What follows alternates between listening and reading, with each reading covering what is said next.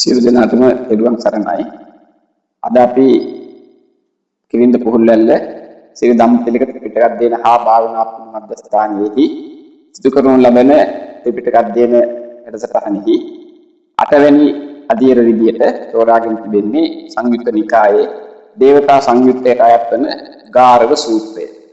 බුද්ධ ජයන්ති ත්‍රිපිටක ග්‍රන්ථමාලාවේ 252 253 පිටු සංයුත්ත නිකායේ 6.1.2 සූත්‍රය. එතකොට මේ සූත්‍රයේ නිධානය උරුවෙල් දනව්වේ නේරංජරා නදී තීරෙහි දිනක් බුදුරජාණන් වහන්සේ විවේකයෙන් එකලාව වැඩ සිටින අවස්ථාවේ උන්වහන්සේට සිතක් පහළ වුණා තමන්ට වඩා ජේෂ්ඨ තැන හෝ ගුරු තැනට අයෙක් නැති විට බොහෝ දෙනා දුකටපත් වුණාය. දුකසේ විසීමට හේතු වෙන බව කියලා උන්වහන්සේ කල්පනා කරලා එසේ නිසා තමන්ට වඩා උසස් කෙනෙක් ගුරුවරයෙක් වශයෙන් තබා ගන්න කවුදයි කියලා කල්පනා කරලා උන්වහන්සේ බැලුවා දෙවියන් මදුන් බඹුන් සහිත ලෝකයේ සදේවකේ ලෝකේ සමාරකේ සම්බ්‍රහ්මකේ සස්සමන බ්‍රාහ්මණියා පදයාය මේ ලෝකේ තමන්ට වඩා ඔය කියාපු අය අතරේ කිසිම කෙනෙක් නැහැ ඉහළ මට්ටමේ. ඒ නිසා කුමක්දයි කරන්න කියලා කල්පනා කරන වගේ උන්වහන්සේ ළඟට සිතනවා එහෙම ගුරුවරයෙක් වශයෙන් හෝ ගරු තත්ත්වයේ තබා ගන්න කෙනෙක් තුල සුදුසුකම් 4ක් තියෙන්න ඕනේ. ඒ සුදුසුකම් 4 තමයි පළවෙනි එක සීල සම්පන්න බව. ඊළඟ එක සමාධි සම්පන්න බව. ප්‍රඥා සම්පන්න බව. විමුක්ති ඛණ්ඩ සම්පන්න බව. විමුක්ති ඛණ්ඩ ඥාන දර්ශනයන්ගෙන් සමන්විත වෙන බව කියන කාරණා 4ෙන් යුක්ත වෙන්න ඕනේ ඇයි කියලා. මේ 4ම ඒ අටුවාවේ සඳහන් වෙන්නේ 4ම ලෞකිකයි. අපි දෙවනුව සාකච්ඡා කරමු. එතකොට මෙන්න මේ 4ෙන් සමන්විත වූ කෙනෙක් Tamanගේ ගුරු තත්ත්වයේ තබා ගන්න ඕනේ ඇයි කියලා කල්පනා කරන බුදුරජාණන් වහන්සේ පුජ්‍යලයක් වෙනුනේ නැති නිසා උන්වහන්සේ මොකද කළේ? ධර්මය ගුරු තැන්හි තබා ගත්තා.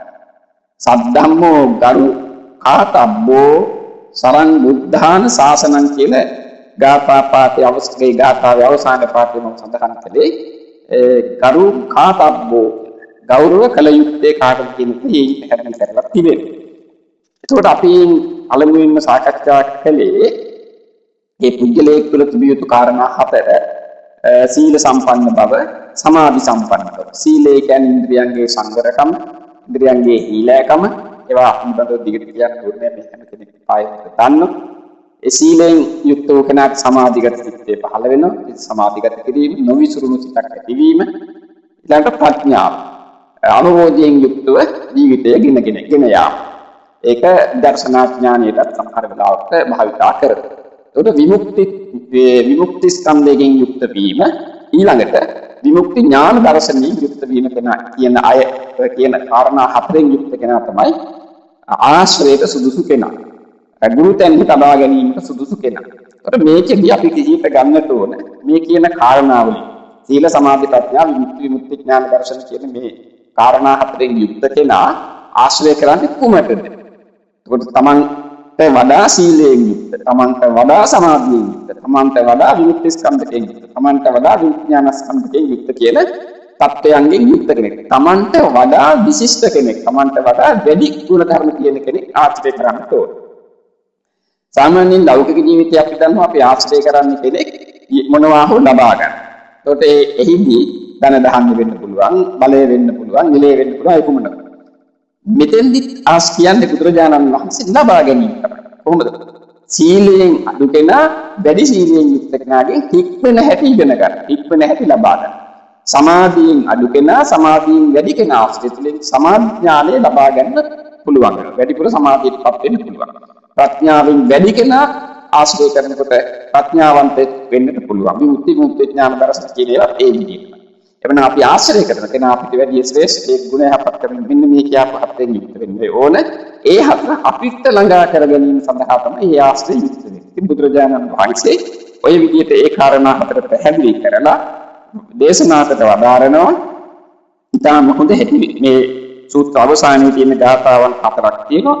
ඒ 4 තස්මාහි අත්තකාමීම මහත්ත මහි මදික්ඛන්ත තස්මාහි අත්තකාමේන මහන්ත මබික්ඛංකතා සද්ධම්මෝ ගරුකාතබ්බෝ සරං බුද්ධාන් ශාසන.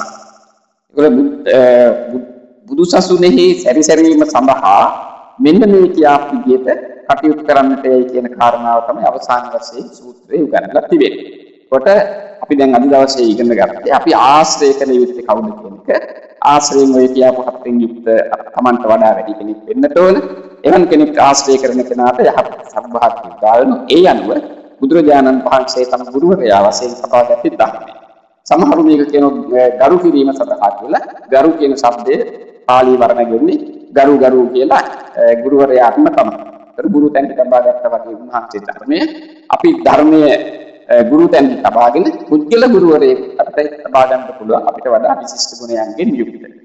එහෙනම් අපි හැම කෙනෙකුටම අන්නේවන් පුද්ගල ආශ්‍රයයක් සැලසේවා කියලා ප්‍රාර්ථනා කරනවා. අද දවසේ අපේ ත්‍රිපිටකායතනයේ හා සම්බන්ධ වූ හැම කෙනෙකුටම පෙරුවන් සරණයි. සිල් දනාතම ධර්මාවබෝධය පහළ වේවා කියලා ප්‍රාර්ථනා කරමි.